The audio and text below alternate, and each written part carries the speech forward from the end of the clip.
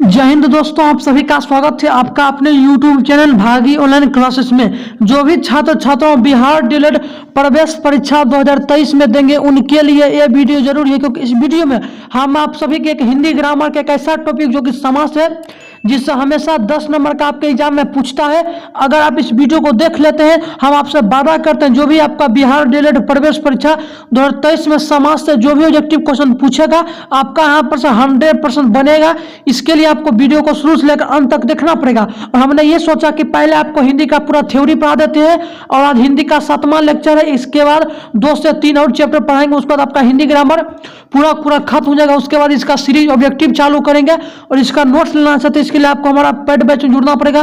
Paid batch का link description में, वहां पर जाकर आप आसानी से नंबर पर संपर्क करके जुड़ सकते हैं। तो चलिए, आज हिंदी ग्रामर का एक समास है जिससे जो 15 मिनट के अंदर पूरी तरीके से समझेंगे, और समझेंगे नहीं बल्कि पूरी तरह से आपको दिमाग में घुसा देंगे। तो अंत तक बने रहिएगा।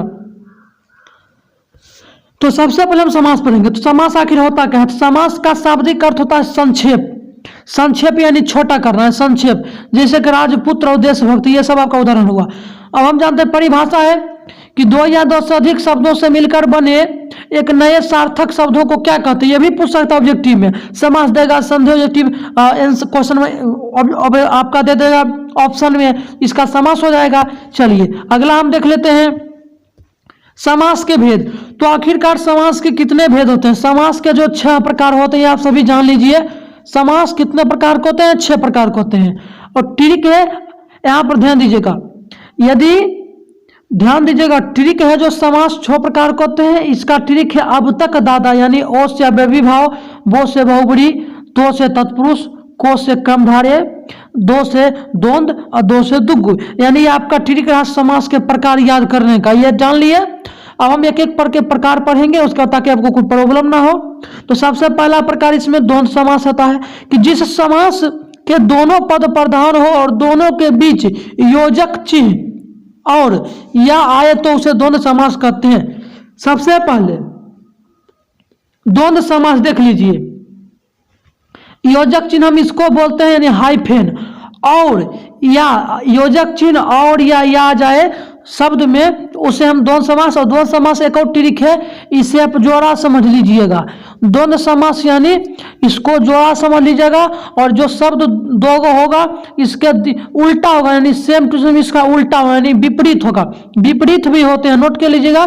शब्द है विपरीत भी होते हैं, और अगर बीच में हाइफन है किसी शब्द के बीच में और या आ जाए उसे द्वंद्व समास भी कहते हैं। और द्वंद्व समास अभी भी में कंफ्यूजन होता है, उसको हम लास्ट में डिस्कस करेंगे, नहीं तो आप फंस जाएगा द्वंद्व समास में। इसलिए वीडियो को अंत तक देखिएगा। तो इसका एग्जांपल देखिए, दिन और रात, दिन रात। तो यहाँ पर बीच में आपको हाइफन दिख रहा है, बीच में आप ध्यान दीजिएगा, आपको यहाँ पर हाइफन दिख रहा है, देख लीजिए। यानी दिन हुआ रात हुआ, यानी शब्द विपरीत हुआ कि नहीं, दिन हुआ रात हुआ, विपरीत हुआ। माता पिता यानी जोड़ा हुआ, इसको हम द्वंद्व समास बोलेंगे। बीच में हाइफन भी है, आगे पीछे यानी जोड़ा हुआ, उल्टा भी है यानी बीच में हाइफन भी है, तो ये द्वंद्व समास, ये समझिएगा। नर नारी यानी जोड़ा भी है, अलग अलग शब्द भी है। दाल भात यानी अलग अलग शब्द भी है, बीच में हाइफन भी है और जोड़ा भी यानी विपरीत भी है, ये द्वंद्व समास आएगा। और द्वंद्व समास अव्ययीभाव में बड़ा कंफ्यूजन रहता है, ये हम आपको बता देंगे वीडियो के अंत में। द्वंद्व समास हो गया। अगला है दुग्गु समास, यानी जिस समास का पहला पद संख्यावाचक हो, यानी अगर कोई शब्द है उसका पहला पद यानी पहला अक्षर ही वो संख्यावाचक से 1 2 3 4 5 हो, ये ऐसा होगा तो उसे हम क्या कहते हैं? दुग्गु समास। चलिए बताते हैं। चौराहा यानी चौराहा का आपसे एग्जाम्पल में पूछ रहा है, तो चौराहा के ध्यान दीजिए क्या बोले, जिस शब्द का पहला पद संख्या माने संख्या हो 2 3 4। चौराहा में क्या हम महसूस करें? 4। चौराहा में 4, सप्ताह में 7, दोपहर में 2, अष्टमी में 8, तिरहा यानी 13। और देखिए चौपाला यानी 4, यानी ये समझ गए। इसमें जो संख्या बचा कर किस हर एक शब्द, ये एग्जाम्पल आप कर रहा, इसका हर एक शब्द देख लीजिए। त्रिफला यानी 3 आ गया, यानी हर एक शब्द इसका जो पहला शब्द यानी पहला पद संख्या बचों को उसे हम क्या कहते हैं? दुग्गु समास। और अगला है बहुब्री समास। जिस समास का ना पहला पद प्रधान हो ना ही दूसरा पद प्रधान हो, बल्कि इनको मिलाकर तीसरे पद का निर्माण हो। जिस शब्द का पहला पद ना प्रधान हो ना दूसरा, और उसी शब्द को मिलाकर हम किसी तीसरे शब्द का निर्माण अगर होता है, उसे बहुब्री समास कहते हैं। यानी तीसरे व्यक्ति का निर्माण होते हैं जो कि संसार में एक ही हो, उससे ज्यादा नहीं, उसे बहुब्री समास कहते हैं। जिस समास के दोनों पद अप्रधान हो वह बहुब्री समास कहलाता है। एग्जाम्पल देख लीजिए। एग्जाम्पल है कि आपको लंबोदर, यानी लंबा है जो उदर, यानी इस लंबा और उदर यानी दो शब्द मिलकर जो एक अर्थ बन रहा है, नया शब्द जो कि संसार में एक ही है, कोई दूसरा व्यक्ति ना हो। तो लंबोदर, लंबा है जो उदर, यानी गणेश जी, गणेश जी संसार में एक ही है, उसको क्या बोलेंगे? बहुब्री, यानी तीसरा व्यक्ति। दो शब्द मिलकर किसी तीसरा व्यक्ति बना रहा है तो लंबोदर, लंबा है जो उधर, संसार में एक ही व्यक्ति हो तो ये समझिए लंबा है जो उधर। और देखें यहाँ पर दशानन, दस है मुख जिसका रावण, अर्थात यानी दशानन, रावण जैसा संसार में एक ही व्यक्ति है, रावण ही है, उसके जैसा कोई नहीं है, ये बहुब्री समास हो जाएगा। ये सब एग्जाम्पल आपका हुआ। कर्मधारय समास, जिस समास का उत्तर पद प्रधान हो और पूर्व और उत्तर पद में विशेषण और विशेष अथवा उपमेय का उपमान का संबंध स्थापित हो, वह कर्मधारय समास। इसे तुलना किसी से हम कर दें, इसको साफ साफ ये परिभाषा आप मत याद कीजिए। यहाँ पर देखिए परिभाषा, इसको मत याद कीजिए। आपको जो यहाँ पर याद करना है तुलनात्मक, यानी किसी से तुलना करते हैं। जैसे देखिए यहाँ पर अब जैसे यहाँ पर महाजन, महा है जो जन, तुलना हम कर रहे हैं। नीलोप, यहाँ देखिए चरण कमल, यानी चरण है जो कमल, यानी चरण है जो कमल, उसका जो है चरण कमल के समान, यानी इसका जो तुलनात्मक हम तुलना करते हैं। और एग्जाम्पल देख लीजिए, और भी एग्जाम्पल बहुत सारा है, इसको ध्यान दीजिएगा। और आगे अव्ययी भाव, इसमें बड़ा कंफ्यूजन रहता है। इसमें हम क्या करें जो कि कंफ्यूजन दूर कर सकते हैं? इस कंफ्यूजन दूर करने का एक ही रास्ता है, ध्यान से देखिए वीडियो को, अंत तक बने रहिए, ध्यान से दीजिए। यहाँ पर देखिए, जिस समास का पहला पद प्रधान अव्यय हो तो उसे अव्ययी भाव समास कहते हैं। ये जान लिए। पहला पद यानी नोट, जिस शब्द का पहला पद आ हो, अनु हो, प्रति हो, यथा हो, भर हो, हर हो, उप हो आदि उपसर्ग हो तो उसे हम जो है अव्ययी भाव समास कहते हैं। और अव्ययी भाव समास और द्वंद्व समास में बड़ा ही कंफ्यूजन रहता है। पहले हम अव्ययी भाव जानते हैं, उसके बाद आपको कंफ्यूजन बता देंगे, उसके बाद खत्म करेंगे। तो अव्ययी भाव क्या बताएं? जिस शब्द के शुरू में आ, अनु, प्रति, हर, भर, यथा, उप आदि लगे रहे उसे हम क्या कहते हैं? अव्ययी। जैसे देखिए एक एग्जाम्पल आपको दिए, प्रतिदिन, यानी प्रो भी बोले, यानी प्रति भी लगा रहेगा शब्द का शुरू में, अव्ययी भाव। अनुसार यानी अनु बोले भी तो ये भी। आजीवन यानी आ भी बोले तो ये आजन, आमरण, आकंठ यानी आ बोले तो ये अव्ययी भाव समास आ गया। अब समझ गए? अगर यथासंभव, जैसे देखिए यथाशक्ति, यथासंभव, यथावत, तो यथा भी जिस शब्द के शुरू में, जिस शब्द के प्रथम यानी शुरू में जो है यथा लगे रहो, बे रहो, प्रतिभर, अनु, आ, प्रति, हर सब लगे रहे उसे हम अव्ययी भाव कहते हैं। ये समझ गए अव्ययी भाव किससे कहते हैं? और इसका कंफ्यूजन जो है कि जैसे इसमें क्या होता है कि देखिए इसमें एक दिक्कत भी होता है।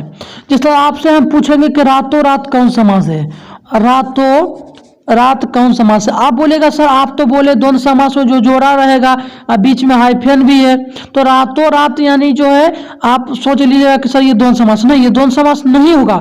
इसका एग्जाम्पल हम आपको देख के बताते हैं। जैसे देखिए क्या है कि रातों रात आपको एग्जाम्पल हम दे दिए, आप बोलेगा द्वंद्व समास, तो ऐसा नहीं, द्वंद्व समास ये नहीं है। हम बताते हैं द्वंद्व समास क्यों नहीं है। अच्छा ध्यान से सुनिएगा। सबसे पहले आपको इसमें एक बात गौर करना है। रातों रात एग्जाम्पल आपको दे दिए, तो रातों रात में जिस शब्द में हम को क्या बोले थे द्वंद्व समास में, अगर शब्द शब्द जोड़ा रहे, बीच में हाइफन है, इसमें बीच में तो हाइफन है लेकिन शब्द गौर कीजिए, रातों रात यानी शब्द एक ही है, ना कि ये विपरीत है। शब्द अगर विपरीत रहे, बीच में हाइफन है तो उसे द्वंद्व कहेंगे। आप बोलेंगे कि रातों रात विपरीत है, आप बताइए उल्टा है, नहीं उल्टा है। रात एक ही हुआ और रात ही, रातों एक ही हुआ और रात भी एक ही हुआ, यानी विपरीत ये शब्द नहीं है, ये समान शब्द है। देखिए रातों रात यानी ये समान शब्द है। अगर दिन रात रहता तो दोनों अलग हो गया, बीच में विभक्ति चिन्ह भी है यानी योजक चिन्ह भी है, तो ये आपका समास हो जाता। कौन? अब अगर रातों रात है तो ये अव्ययी भाव हो जाता। अगर इसमें दिन लगा दें, अगर हम दिन लगा दें तो ये आपका हो जाएगा द्वंद्व समास, क्योंकि इसमें शब्द ही अलग है, दिन अलग है, रात अलग है, और उन्हें विपरीत भी है, एक दूसरे की विपरीत भी है, वो हो जाएगा द्वंद्व समास। लेकिन इसमें शब्द ही जब एक ही है, जैसे रातों रात एग्जाम्पल दे दिया आपको, तो रात भी एक ही है, रात भी एक ही है, तो ये दोनों एक ही हुआ, तो ये आपका हो जाएगा अव्ययी भाव समास। कंफ्यूजन दूर कर दिए। और तत्पुरुष समास लास्ट है। तत्पुरुष क्या होगा, तो जिस समास का उत्तर पद प्रधान हो, उन दोनों के बीच कोई कारक चिन्ह लुप्त हो, तो वह तत्पुरुष समास कहलाता है। और तत्पुरुष समास देखिए क्या है, तत्पुरुष समास के भी 6 भेद होते हैं। तत्पुरुष समास, कर्म तत्पुरुष को तत्पुरुष में कर्ता एवं संबोधन नहीं होगा, ये जान लीजिए। तत्पुरुष का एक से देखिए, गगन चुंबी, गगन को चूमने वाला, गगन चुंबी, यानी, और देखिएगा ध्यान से, हिंदी में कारकों की संख्या पहले ये आपको याद करना पड़ेगा, तभी आप तत्पुरुष समझ, ये आपको पूरा याद कर लेना है। जितने भी कारक है, 8 कारक है, तो आपको ये याद कर लेना है। अगर किसी शब्द के बीच में ये सब आ रहा है, 8 कारक, को, के, से, द्वारा, से अलग होना, का, के, की, में, पर, है, हो, वहा, यानी जो भी आए बीच शब्द में, उसे हम कहेंगे क्या, तत्पुरुष समास। जैसे एग्जाम्पल है, एग्जाम्पल देखिए, गौशाला, यानी क्या बोले हम, संपदान तत्पुरुष, जो कारक आपका 8 भेद है, 8 आपको याद करिएगा। दूसरा में संपदान तत्पुरुष आएगा, के लिए, यानी कर्ता ने कर्म को करण से संपदान के लिए, यानी गौशाला, यानी गौ के लिए शाला, गौशाला मतलब कि गौ के लिए शाला, तो इसमें संपदान तत्पुरुष आना, तो गौ के लिए शाला, यानी ये आपको हो जाएगा कौन, तत्पुरुष समास। प्रयोगशाला, प्रयोग के लिए शाला, यानी प्रयोग के लिए शाला, हम प्रयोग करते हैं, प्रयोग के लिए शाला, यानी के लिए आ रहा है, यानी संपदान तत्पुरुष, यानी तत्पुरुष समास हो जाएगा। ये आप सभी को इसमें याद रखना है।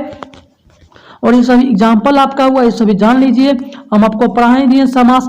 अगर समास आपको समझ आओगे पूरी तरह से तो कमेंट कीजिएगा, अगर नहीं समझ आए तो कमेंट करके जरूर पूछिएगा कि हमको समझ नहीं आया, और हमको कुछ बता दीजिए। जो भी दिक्कत है तो कमेंट करके भी आप पूछ सकते हैं, हमेशा आपके लिए तत्पर रहेंगे। ये समास 7वां वीडियो हिंदी ग्रामर का था। इसके आगे जो 2 से 3 वीडियो और बनेगा, उसके बाद आपका हिंदी ग्रामर खत्म हो जाएगा। उसके बाद हम जो है ऑब्जेक्टिव सीरीज स्टार्ट करेंगे। हमें उम्मीद है कि आपको ये वीडियो बहुत ही पसंद आएगा और सीख गए होंगे समास मात्र 10 मिनट के अंदर। तो मिलते हैं अगले वीडियो में, तब तक के लिए जय हिंद, भारत वंदे मातरम। Thanks for watching this video. धन्यवाद।